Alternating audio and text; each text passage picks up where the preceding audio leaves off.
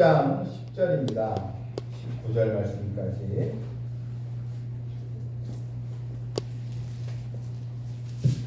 잠언 12장 10절 19절 말씀 한 절씩 교독하겠습니다. 제가 한번 읽겠습니다. 의인은 자기의 가축의 생명을 돌보나 악인의 국률은 잔인이니라. 자기의 도를 결정하는 자는 것이 먹으며 방탕한 것을 따르는 자는 지혜가 없느니라. 악인은 불의의 이익을 탐하나 의인은 그 뿌리대로 말미암아 결실하느니라. 악인은 입술에 물러 말미암아 그물에 올려도 의인은 힘내서 벗어나느니라. 사람은 입의 열매로 말미암아 복록에 족하며 그 손이 행하는 대로 자기가 받느니라. 미련한 자는 자기 행위를 바른 줄로 여기나 지혜로운 자는 공로를 거두느니라. 미련한 자는 당장 분노를 나타내거니와 슬기로운 자는 수욕을 참느니라. 진리를 말하는 자는 의를 나타내고 거짓쟁이는 속이는만 하느니라.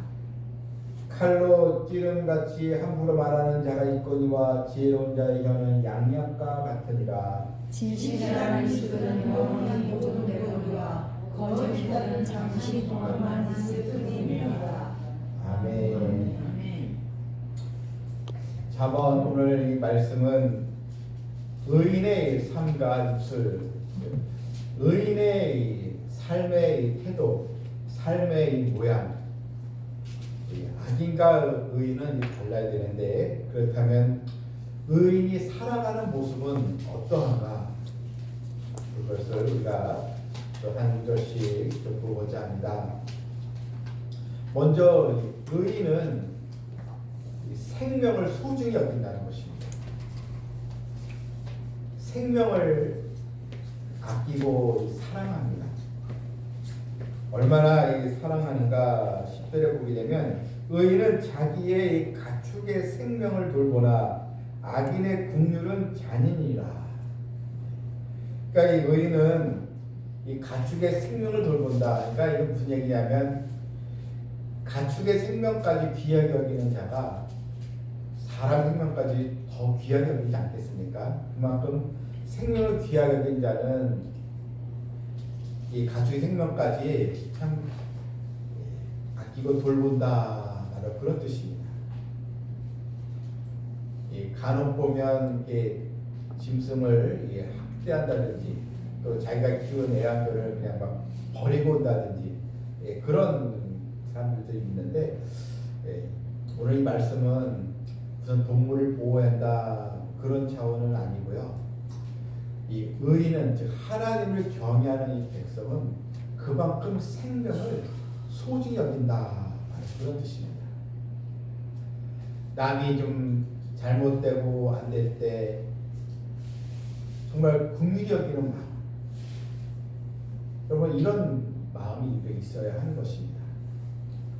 한 영혼을 귀하게 여기고 또한 동물의 생명까지 귀여긴다면 한 영혼과 사람의 생명까지 정말 관심을 가지고 또 기도해주고 생명을 사랑하는 그런 모습.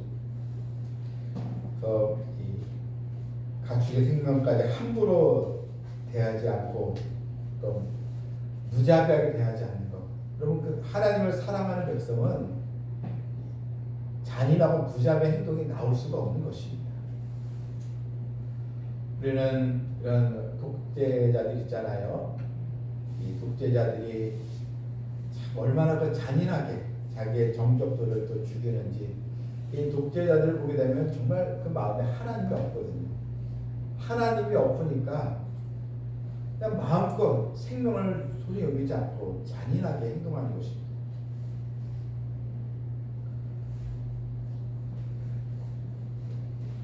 그래서 이 가축까지 돌본다. 그만큼 이 사랑이 좀 여유가 있고 넉넉하다. 이렇게 보면 되겠습니다.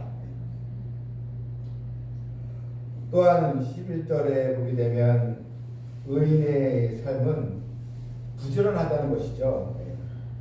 자기의 토지를 경작하는 자는 먹을 것이 많거니와 방탕한 것을 따르는 자는 지혜가 없느니라. 그러니까 여기서 이 방탕하지 않는 거예요. 이 단순히 뭐 부지런하다, 우리가 그 차원을 넘어서서 그 삶이 규모가 있다는 얘기입니다. 사실 뭐 열심히 일하는 사람이 있죠. 근데 세상은 어떻습니까? 열심히 벌고 그 번 것을 또 방탕하게 사용하는 사람들이 많잖아요. 힘들어서 벌었던 거 그냥 쉽게 뭐 술값으로 보든지 환락에 그냥 쏟아버리지. 이거는 이제 사실 부지런한 게 아니죠. 규모가 없는 것입니다. 의인은 규모가 있게 살아갑니다. 그래서 자기의 토지를 잘 경작한다. 그러니까 물질도 잘 관리한다는 것이죠. 사치하거나 허비하지 않습니다. 알맞게 이 물질을 잘 사용하고 써야 할 곳에 또 쓰고, 그래서 또 하나님께 이 쓰임 받께서 또 부지런히 또 일을 하고 하나님 또 주신 것으로 하나님 영광을 위해서 사용하고, 이게 이제 의인의 이 삶의 이제 모습입니다. 또 12절 보게 되면 악인은 불의의 이익을 탐한다 그랬습니다. 불의의 이익. 근데 의인은 결코 이런 불의의 이익을 탐하지 않습니다. 뇌물도 거절합니다. 요즘 참 이 정치인, 국회의원들 공통적으로 무슨 뭐 뇌물을 받았다, 어디 뭐 후원금을 몰래 받았다, 다 하나같이 뭐 여야 상관없이 다 돈에 걸려 있잖아요. 여러분, 하나님을 진정으로 경외하는 사람은 이익을 탐하지 않습니다. 정직하게 물질을 또 관리하고 또한 정당한 또 삶에서 물질을 또 얻습니다. 왜냐하면 하나님 또 주시거든요. 하나님 주시는데 욕심부릴 필요 없거든요. 왜 사람들이 물질의 이익에 거기에 마음을 빼앗기고 또 물질 때문에 전전 근무하고 왜 그렇습니까? 하나님 주시는데 그걸 믿지 못하는 거야. 뭔가 좀 내가 확보해야 되고 막 있어야 안심된다? 그건 하나님을 믿지 않는 사람입니다. 하나님 때를 따라 공급해 주시는 아버지인데 내가 없을 때 또 하나님은 또 내게 예비한 걸 또 주시고, 이게 이제 성도들이 살아가는 모습입니다. 그래서 결코 주의 백성은 물질을 탐하지 않습니다. 주신 것에 감사하고 만족으로 살아가게 되는 것입니다. 풍부에 처할 때는 너무 감사합니다. 그걸 또 사용하면 되고, 때로는 뭔가 고난의 시기 비천에 처할 때는 하나님 그래도 이용량 주시고 감사해요. 그래도 건강 주시고 감사해요. 그래도 이 감사할 것을 찾으면서 믿음으로 우리가 살아가면 하나님 또 우리에게 공급해 주시는 은혜를 우리는 누리게 되는 것입니다. 그 다음에 우리가 13절부터 보게 되면 의인의 삶은 입술의 열매가 무엇으로 나오느냐, 이게 이제 또 나와 있습니다. 13절에 우리 같이 읽겠습니다. 13절. 악인은 입술의 허물로 말미암아 그물에 걸려도 의인은 환난에서 벗어납니다. 여러분, 이 악인은 입술의 허물로 말미암아 그물에 걸린다. 그러니까 자기가 내뱉은 말에 결국 자기가 거기에 화를 당한다, 이런 뜻입니다. 하지만 의인은 환난에서 벗어납니다. 왜냐하면 의인의 입술은 하나님을 의지하고 기도하고 경외하는 입술이니까 하나님께서 우리의 기도를 들으시고 환난에서 벗어나게 해주지만, 반면에 이 악인은 원망과 또 저주의 말이 나오고 또 불신앙의 말이 나오니까 오히려 그물에 걸리고 더 안 좋은 그런 결과를 택하게 되고, 이렇게 이제 입술의 열매에 따라 너무나 이 결과가 다르게 이제 되는 것입니다. 오늘날의 시대는 너무나 악합니다. 사람들 입에서 나오는 말들이 너무나 험악합니다. 형제들끼리도 참 험악한 말들이 나오고 심지어는 부모와 자식 간의 관계에서도 참 이 거친 말들이 계속 이제 나오고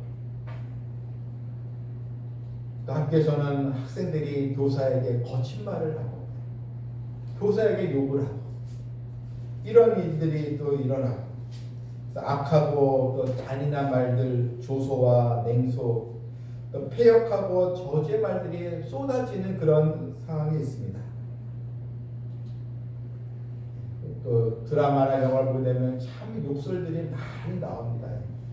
TV에서나 공중파니까 언어를 제어하지만 영화 같은 거를 보면요 욕이요 특히 뭐 19세 이상 되는 그런 영화는 욕이 난무하잖아요.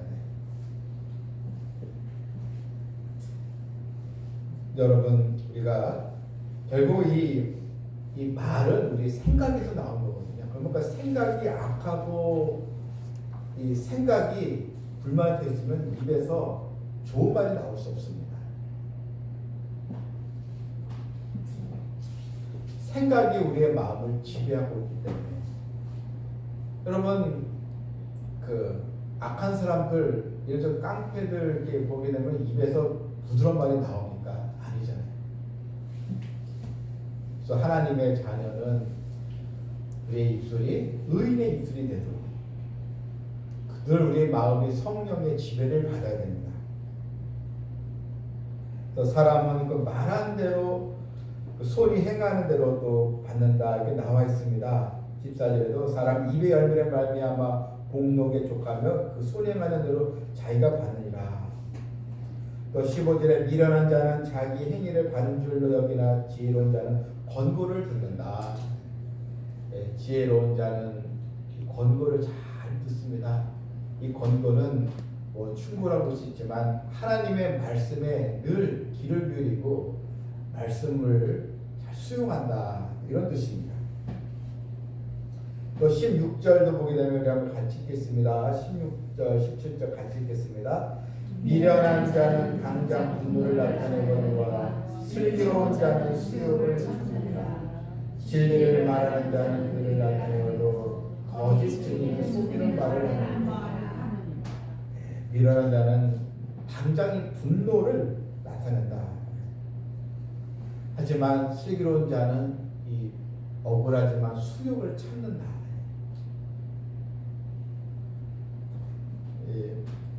왜 미련한 자들은 분노를 당장에 나타낼까요?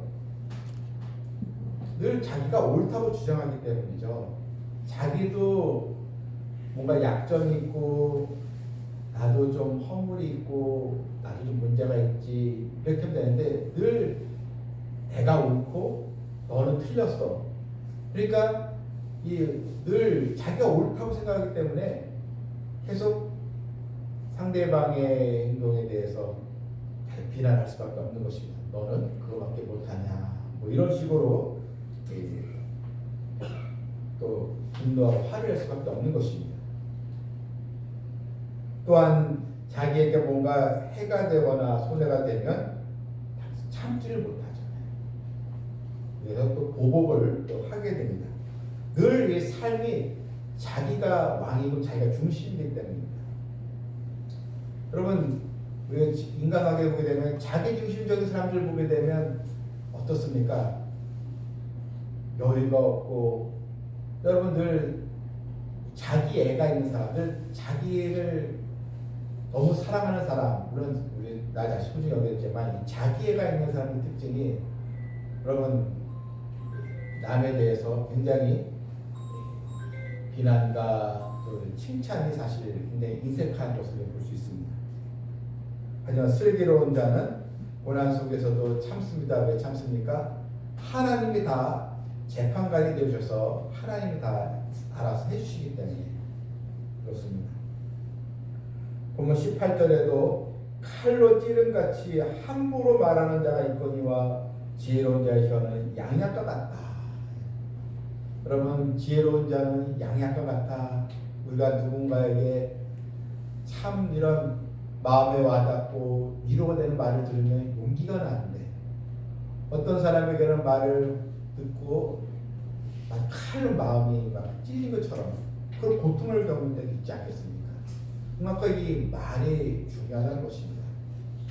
우리는 칼로 찌른 같이 그런 언어가 아니고 양약처럼 위로와 사랑을 또 살리는 그런 축복의 입술이 되야겠습니다. 이것이 의인의 삶의 태도라는 것입니다. 말씀을 맺겠습니다. 19절에 진실한 입술은 영원히 보존되거니와 거짓 혀는 잠시 동안만 있을 뿐이다. 결국 이 거짓 이 혀는 거짓된 것은 결국은 이제 들통이 난다는 거고, 하지만 진실한 입술은 영원히 보존된다. 이거는 하나님이 영원히 기억하신다 이것입니다. 하나님이 기억하신다. 따라서 우리가 하나님을 경외하는 성도로서 생명을 사랑하고 또 규모 있는 삶을 살아가면서 또 우리 진실한 입술로 하나님께서 영원히 기억이 되는 축복의 언어들로 또 채워지는 역사가 있기를 주님의 이름으로 축원합니다. 하나님 감사합니다. 우리가 의인의 삶에 대해서 보았습니다. 우리 인생에 고난의 가시밭길 같은 그런 행로가 있기도 하지만 이때 나는 얼마나 하나님 의지하 기도했는가, 원망과 거친 말을 내뱉고 칼로 찌르는 말을 또 내어서 또 사랑하는 사람들에게 상처를 주지는 않았는지 깨닫게 해주시고, 우리 입술에 나오는 말이 양약이 되어서 정말 하나님께 영광이 되고 영혼을 살리고 사랑 입술이 되는 우리 모두가 되게 하여 주시옵소서. 예수님의 이름으로 기도하옵나이다.